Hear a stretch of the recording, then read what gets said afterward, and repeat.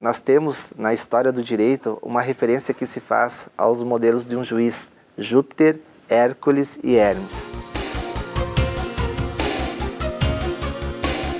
O modelo Júpiter seria aquele juiz que segue, de algum modo, a lei fria, né? A aplicação da lei literalmente.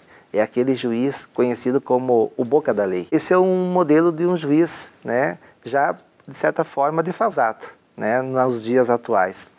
Também temos o modelo do juiz Hércules, né? Voltado a compreender que há também outros direitos, além dos direitos individuais, direitos que de algum modo tenham relação com a coletividade, com o interesse social. Mas a partir do momento em que os direitos vão avançando e vai avançando também a complexidade, né, em relação ao objeto de decisão, o juiz boca da lei, ou aquele juiz, diríamos assim, vinculado apenas a dizer o que é o direito, ele, quem sabe, não terá as respostas para dar essas soluções aos casos mais complexos, aos casos mais difíceis.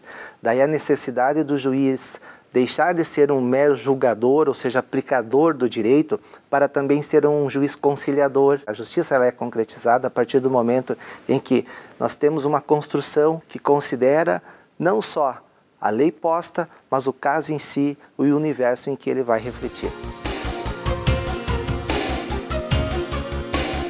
Por mais que se pense, né, que a lei é um instrumento por si só capaz de pôr fim ao conflito com objetividade, com uma aplicação segura do direito, é necessário ter uma abertura para a subjetividade, né? Por mais que se exija técnica, se exija razão, não tem como se exigir do juiz que ele se atue como se fosse um robô, né? É necessário que haja essa abertura para o subjetivismo, para que ele também tenha técnica, razão, mas que a construção da decisão obedeça também critérios subjetivos. Não tem como ser só um sujeito racional ou emocional. Eu acredito que o julgador é as duas coisas. A mesma questão se transfere para a sua decisão. Dificilmente a sentença de um julgador ela vai ser só, ou vai ter só elementos objetivos, né? Ela também vai ter elementos objetivos, mas também subjetivos. Ela vai ser um misto de razão e de emoção.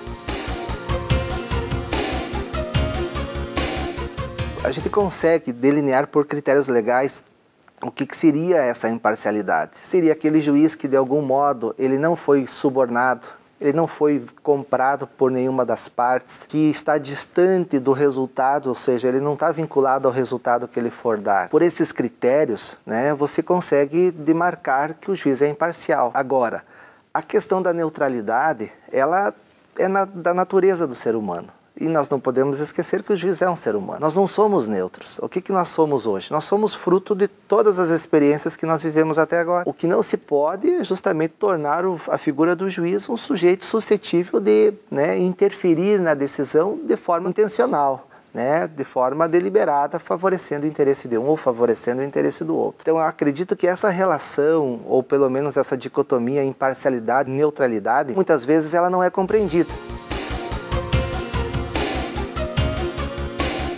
A jurisdição, ela deve seguir alguns preceitos, ela deve seguir alguns princípios. E um deles é justamente o princípio da imparcialidade.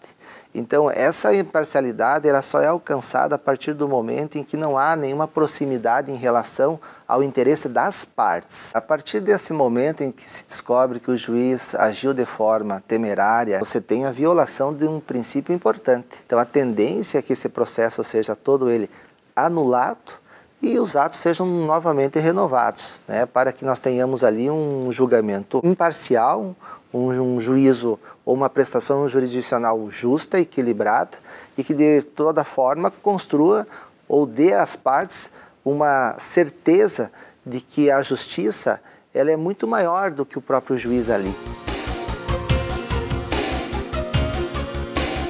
Bricolagem, né, é o termo que você vai formando um quadro, vai construindo uma obra, uma arte, a partir daqueles instrumentos que você tem à disposição, ou daquilo que vai aparecendo à sua frente. É como se fosse uma grande colagem. O engenheiro trabalha dentro de um projeto pronto, um projeto que ele busca executar e atingir um resultado. Muitas vezes, quando um processo inicia e ali nós temos toda uma relação que envolve partes, interesses, produção de provas, você ainda não sabe qual o resultado você vai ter no final. Então é diferente de você executar um projeto pronto, como o engenheiro faz. Na bricolagem o que você tem é um posicionamento um pouco diferente, né? Aquilo que for aparecendo você vai considerando ou vai descartando. No final você vai ter uma construção. No caso, no processo, uma construção de uma decisão judicial, descobrindo essa verdade, né? Uma verdade que até mesmo pode até se surpreender no final. No momento em que um processo vai se desenvolvendo, né, se tem muito aquela percepção de que a verdade deve aparecer a qualquer custo, que o juiz deve ir atrás dessa verdade, especialmente no âmbito dos processos criminais, né, que o juiz tem uma autonomia maior para, inclusive, determinar algumas produções de prova. Você percebe que tem juiz que muitas vezes tem uma atuação mais ostensiva, que a sociedade inclusive valoriza muito, ou torna um ídolo, né, porque é um juiz que vai lá, que briga, que manda prender, que manda soltar, que manda interditar um estabelecimento. E essa determinação de provas por parte do juiz põe em xeque ou nos faz apresentar um questionamento acerca da sua imparcialidade, né? Porque, de um modo geral, num processo você tem o acusador, você tem o defensor. E a posição do juiz é a posição de um terceiro imparcial. No modelo ideal, o juiz seria ou atuaria dessa forma. Mas a gente percebe que, por razões até legais, porque isso a gente encontra, por exemplo, no Código de Processo Penal brasileiro, há uma autorização ao juiz de produzir prova. Então, essa autorização está na lei. Muito embora na Constituição se tenha o princípio da imparcialidade. Então, a questão está em equilibrar isso. Porque, no final, o que passa a impressão, e as pessoas muitas vezes questionam, é que se o teu processo cai para um determinado juiz, você vai ter chance, de repente, de sair, né, de ganhar a causa. Mas se cair para um outro juiz, poxa, que azar. A tendência é que você, né, não tenha êxito na atuação. A gente que se questiona, poxa, mas que justiça a gente tem?